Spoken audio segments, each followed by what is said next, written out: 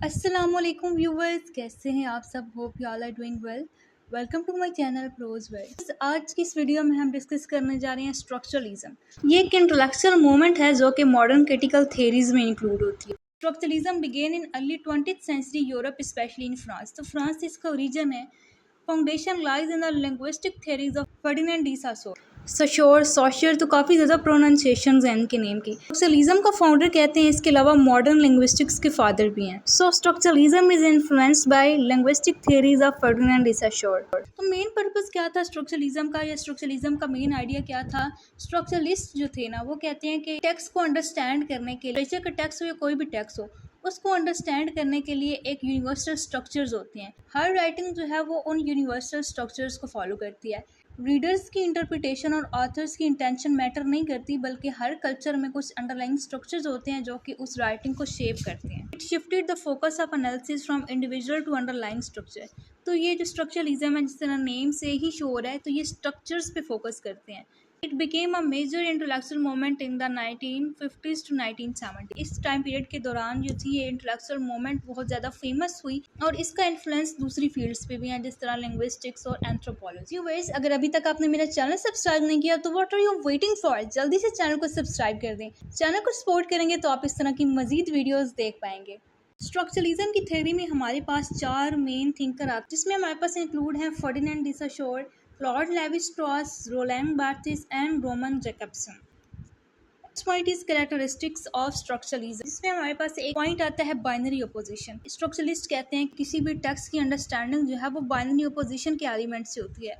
अब ये binary opposition क्या होता है कि human understanding is organised through opposites like good evil, male female, light dark. Binary opposition यानी कि टू कॉन्ट्रास्टिंग आइडियाज़। तो स्ट्रक्चरलिस्ट ये कहते हैं कि हमें जो है वो टेक्स्ट की अंडरस्टैंडिंग जो है वो बाइनरी ओपोजिशन के थ्रू होती है। ये जो है ना, this pair structure meaning in language, literature and culture. Language में, लिटरेचर में और कल्चर में बाइनरी ओपोजिशन जो है ना, ये मीनिंग को इन्फ्लुएंस कर रहा होता है। ये जो मीनिंग है ना, वो बाइनरी ओपोजिशन पे डिपेंड कर रहे होते हैं। Next is fixed reality and meaning. Structuralist कहते हैं कि रियलिटी फिक्स है और मीनिंग जो है ना वो स्टेबल है, मीनिंग चेंज नहीं हो सकता, यानी कि रीडर की डिफरेंट इंटरप्रिटेशन नहीं हो सकती। Meaning is considered stable and rooted in structure, कि एक ही फिक्स मीनिंग है। Structuralist believe every text has a deep structure that determines it meaning. वो कहते हैं कि हर टेक्स्ट का डीप स्ट्रक्चर होता है और टेक्स्ट का मीनिंग हमें उसके स्ट्रक्चर से पता चलता है। इसकी अगेंस्ट एक थ्योरी आई हमारे पास स्ट्रक्चरलिज्म के बाद, पोस्ट स्ट्रक्चरलिज्म। वो इस सारे कॉन्सेप्ट को अपोज करती है। Next point is role of author. Structuralism में ऑथर का क्या रोल होता है। The author's intention are not central to the meaning of text. Structuralism में ऑथर को इंपॉर्टेंस नहीं दी जाती।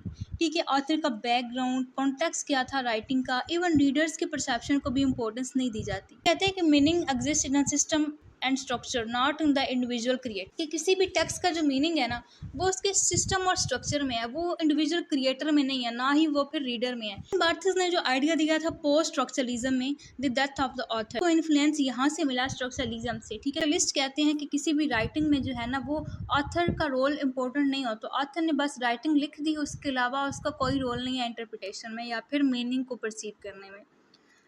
Universal structures. All narratives and cultures are thought to follow universal patterns। अब स्ट्रक्चरलिस्ट कहते हैं कि जितनी भी नैरेटिव्स हैं, जितने भी कल्चर हैं, सब जो है वो एक यूनिवर्सल पैटर्न को फॉलो कर रहे हैं। यूनिवर्सल पैटर्न यानी कि जो पूरी यूनिवर्स में फॉलो होता है। These structures are more important than the surface content। वो कहते हैं कि जो यूनिवर्सल स्ट्रक्चर है ना, ये इंपॉर्टेंट होता है, कंटेंट इंपॉर्टेंट नहीं है, ना ही राइटर का रोल इंपॉर्टेंट। स्ट्रक्चरलिस्ट जो है वो टेक्स्ट का एनालिसिस करते हैं बगैर कंटेंट देखे, बगैर अपने परसेप्शन, वो सिर्फ जो है वो यूनिवर्सल स्ट्रक्चर और फिक्स मीनिंग पे बिलीव करते हैं। Next point is Saussure's contribution. Ferdinand de Saussure को कहा जाता है कि वो स्ट्रक्चरलिज्म के फाउंडर हैं। इसके अलावा लिंग्विस्टिक्स में भी उनकी काफ़ी ज़्यादा कंट्रीब्यूशन है। तो यहाँ पे स्ट्रक्चरलिज्म में जो है ना, वो लिंग्विस्टिक्स की कुछ चीज़ों को ऐड किया गया है। इस तरह लैंग और पैरोल का कॉन्सेप्ट है।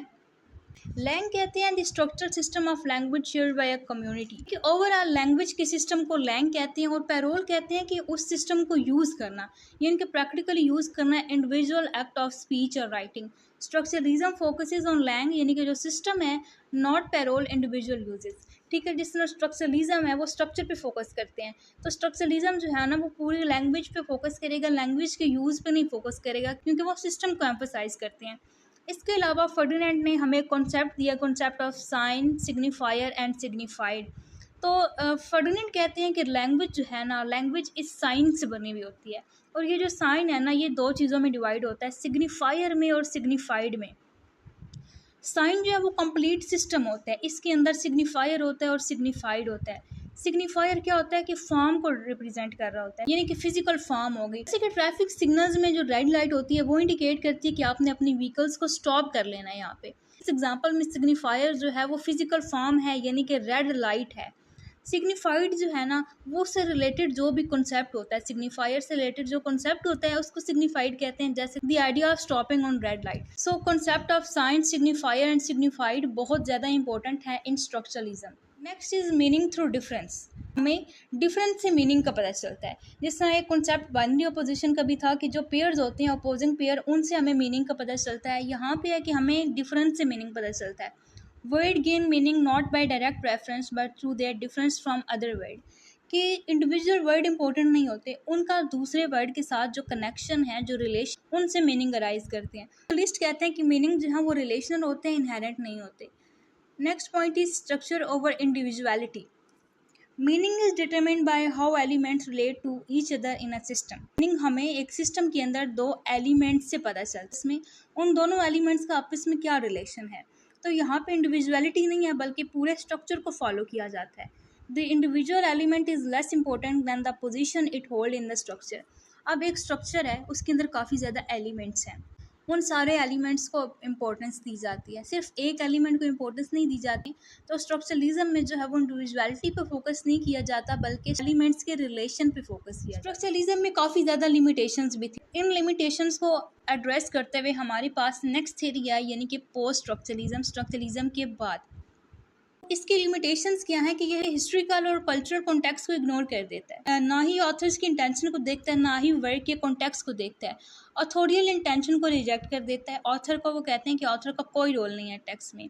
ये कहते हैं कि मीनिंग फिक्स है, हालांकि मीनिंग फिक्स नहीं होता, वो रीडर के अकॉर्डिंग चेंज हो सकता है। डिफरेंट रीडर्स जो है वो मीनिंग को डिफरेंट वे में परसीव करते हैं। रीडर का एक्टिव रोल निगलेक्ट कर देते हैं कि रीडर का कोई रोल ही नहीं है। ओवर जनरलाइज्ड कर लेते हैं स्ट्रक्चर्स को, ठीक है, कि जो स्ट्रक्चर है ना वो हर तरफ सेम है, यूनिवर्सल स्ट्रक्चर है। तो स्ट्रक्चरलिज्म जो है वो ओवर जनरलाइज कर लेता है स्ट्रक्चर्स को। स्ट्रक्चरलिज्म में फ्लेक्सिबिलिटी नहीं है डाइवर्स टेक्स्ट के लिए, कि किसी भी कल्चर से कोई टेक्स्ट बिलोंग करता है उस पर यूनिवर्सल प्रिंसिपल अप्लाई कर देते थे। मल्टीपल इंटरप्रिटेशन को लिमिट कर देते हैं। वो कहते हैं कि बस हमें स्ट्रक्चर से ही पता चलेगा कि इसमें क्या चीज़ है क्या नहीं है। इस रिगार्ड पावर एंड आइडियोलॉजी पे ये एम्फोसिस नहीं करते, सिर्फ ये यूनिवर्सल स्ट्रक्चर, अंडरलाइंग स्ट्रक्चर पे फोकस करते हैं। ये कहते हैं कि किसी भी टेक्स्ट को अंडरस्टैंड करने के लिए ऑथर की इंटेंशन या फिर रीडर की इंटरप्रिटेशन ज़रूरी नहीं होती, सिर्फ यूनिवर्सल स्ट्रक्चर डिफरेंट राइटिंग्स में फॉलो हो रहे होते हैं, वो इंपॉर्टेंट होते हैं। इन्हीं सारी लिमिटेशंस को एड्रेस करते हुए हमारे पास एक थ्योरी आई, पोस्ट स्ट्रक्चरलिज्म। 1960s में ये हमारे पास आई। Post structuralism develop in late 1960s as a reaction against the rigidity of structuralism. तो स्ट्रक्चरलिज्म जो था वो बहुत ही रिजिड था, उसमें फ्लेक्सिबिलिटी नहीं थी। स्ट्रक्चरलिज्म की थ्योरी जो है ये स्ट्रक्चरलिज्म के अगेंस्ट रिएक्शन है। It questions the idea of fixed meaning, stable structures and universal truth. Post structuralism जो है वो स्ट्रक्चरलिज्म के आइडियाज़ को चैलेंज करती है, क्वेश्चन करती है कि मीनिंग फिक्स नहीं हो सकते, स्ट्रक्चर जो है वो स्टेबल नहीं हो सकते, और यूनिवर्सल ट्रूथ जो है ना वो नहीं होते। Major figures include Jacques Derrida, Michael Foucault and Roland Barthes. Roland Barthes जो है ना ये पहले स्ट्रक्चरलिज्म में भी थे, लेकिन बाद में जो है इनका वर्क हमें पोस्ट स्ट्रक्चरलिज्म में भी मिलता है। सो व्यूअर्स, यहाँ पर मैंने कुछ की पॉइंट्स ऐड किए, आप इन की पॉइंट्स को लाजमी देखिएगा। इससे क्या होगा कि हमने जितने भी डिस्कशन की आप उसको इजीली रिकॉल कर सकते हैं। सो व्यूअर्स, ये थी आज की हमारी वीडियो। इसमें हमने डिस्कस की मॉडर्न क्रिटिकल थ्योरीज में स्ट्रक्चरलिज्म।